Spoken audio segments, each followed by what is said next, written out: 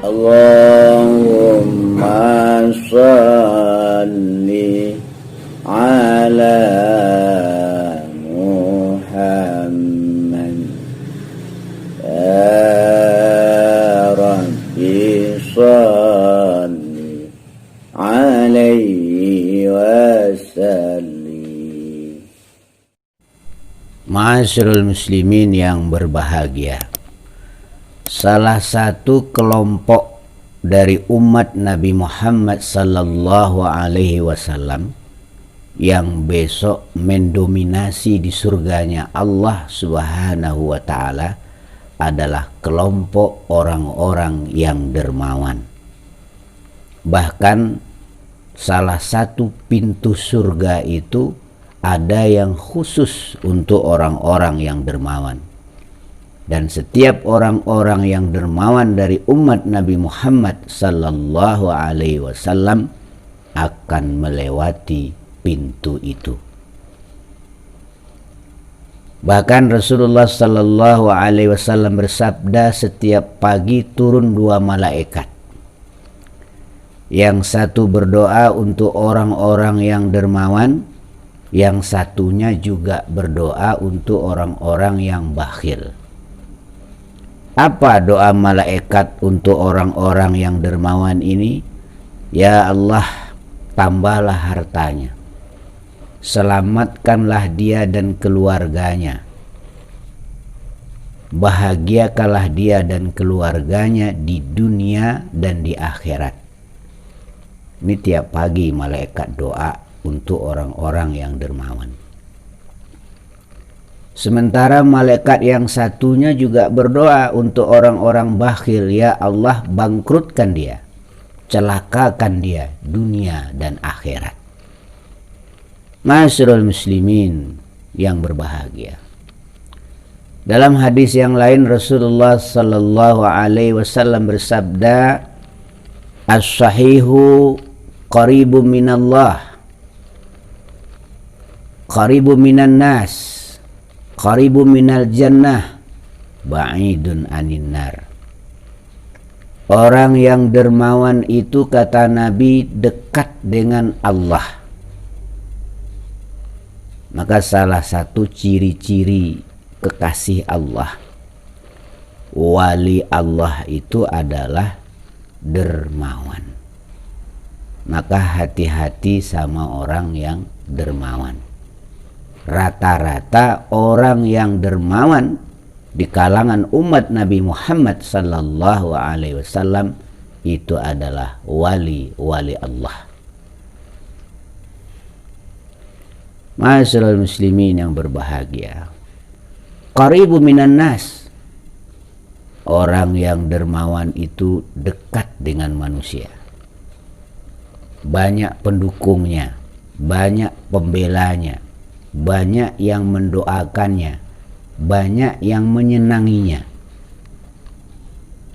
Kalau ada orang-orang yang dermawan kena masalah, kena musibah, banyak yang datang untuk membantu, banyak yang datang untuk memberi pertolongan. Ma'asyiral muslimin, qaribun minal jannah, orang-orang yang dermawan itu, kata Nabi, dekat dengan surga. Surga merindukan orang-orang yang dermawan. Surga berhias diri untuk orang-orang yang dermawan. Bahkan besok di surga ada pintu khusus untuk orang-orang yang dermawan. Kemudian ba'idun anin nar, orang-orang yang dermawan itu jauh dari neraka. Rasa-rasanya tidak ada orang-orang yang dermawan dari kalangan umat Nabi Muhammad sallallahu alaihi wasallam akan masuk ke dalam neraka. Rasa-rasanya. Ma'asyiral muslimin yang berbahagia, lalu bagaimana dengan orang-orang bakhil, medit, pailit, pahit? Kata Nabi, al-bukhlu ba'idun anillah, orang bakhil, orang medit, orang pailit, jauh dari Allah, jauh dari pertolongan Allah. Ma'asyiral muslimin, ba'idun anin nas, jauh dari manusia. Nggak ada orang yang suka sama orang pailit, medit, pahit, sampili plus karyang. Kalau ada orang medit, pelit, pahit, kena musibah, rata-rata orang mensyukurinya. Baru tahu rasa lo sekarang jadi orang susah. Ma'asyiral muslimin yang berbahagia, ba'idun anil jannah, jauh dari surga. Surga nggak mau dimasuki oleh orang pelit. Qaribun minan nar, dekat dengan neraka. Neraka sudah siap-siap untuk menyantap orang-orang bakhil. Ma'asyiral muslimin yang berbahagia, maka mari dalam kehidupan ini kita senang berbagi. Berbagi duit, berbagi pengalaman, berbagi ilmu, berbagi nasihat. Dermawan itu bukan hanya dengan ilmu, bukan hanya dengan duit, bukan hanya dengan berbagi pengalaman, bisa juga dengan doa. Kalau kita duit nggak punya, ilmu nggak punya, pengalaman nggak punya, sementara tetangga kesulitan, tetangga kelabakan, kita sempatkanlah bangun di tengah malam untuk berdoa.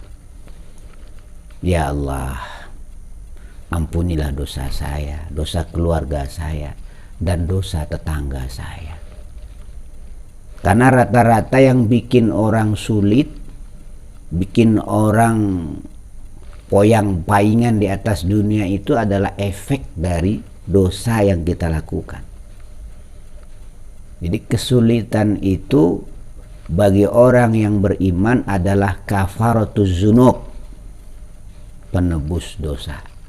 Kesulitan, kepayahan, kefakiran dalam kehidupan ini bagi orang-orang yang beriman, bagi umat Nabi Muhammad sallallahu alaihi wasallam adalah kafaratuz dzunub. Maka obatnya adalah istighfar. Kalau kita lihat tetangga kita sulit atau kita sendiri yang sulit, bangun di tengah malam, beristighfar kepada Allah. Astaghfirullahaladzim li wali walidayya waliman hukukil wajibati alayya wali jamil mu'minina wal mu'minat wal muslimina wal muslimat.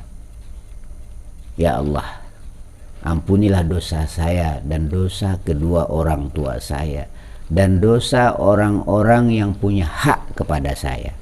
Termasuk tetangga itu punya hak untuk didoakan. Kalau kita bisa berdoa, kita bantu pakai duit nggak bisa, pakai nasihat nggak bisa, kita bantu dia pakai doa. Karena Rasulullah sallallahu alaihi wasallam bersabda, la yu'minu ahadukum hatta yuhibba li akhihi ma yuhibbu li nafsihi. Tidaklah beriman seseorang di antara kalian hingga ia cinta kepada dirinya, dia cinta kepada saudaranya sebagaimana ia cinta kepada dirinya. Jadi kalau kita tidak ingin kesulitan, kalau kita tidak ingin poyang-paying, kita juga tidak ingin tetangga kita kesulitan. Karena dengan duit kita nggak mampu, dengan nasihat kita nggak mampu, pengalaman nggak punya, kita bantu dia dengan doa. Ini termasuk bahagian dari dermawan. Ma'asyiral muslimin yang berbahagia, Rasulullah sallallahu alaihi wasallam bersabda, tidaklah beriman seseorang di antara kalian yang tidur dengan perut kenyang, sementara tetangganya berbaring dengan perut lapar. Artinya apa? Kita sebagai umat Muhammad harus punya kepekaan sosial. Kita lihat ke kanan, ke kiri. Terlebih-lebih kalau kita diberi kemampuan oleh Allah. Apalagi keadaan saat ini. Banyak orang sulit, banyak orang kesulitan, banyak orang kesusahan, banyak orang kepayahan, banyak orang menjerit. Maka waktunya kita bagi yang mampu untuk membantu. Masyarul muslimin, jangan kita pamerkan kemewahan kepada mereka yang kesulitan. Jangan kita pamerkan baju yang mahal kepada mereka, kita pamerkan mobil yang mewah kepada mereka, kita pamerkan makanan yang enak-enak kepada mereka, sementara mereka dalam kesulitan, kelaparan. Masyarul muslimin, jangan lupa, orang-orang yang dermawan adalah rata-rata kekasih Allah. Tapi orang-orang miskin yang hidup serba kesulitan, hidup serba kekurangan, tapi dia konsekuen dengan keyakinannya kepada Allah, juga termasuk kekasih Allah Subhanahu wa ta'ala.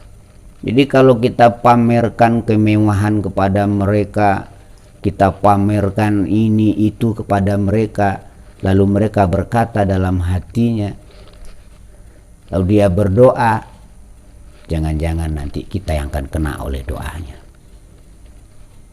Masyarul muslimin yang berbahagia, maka ada syair mengatakan, ya, yang kaya dengan hartanya,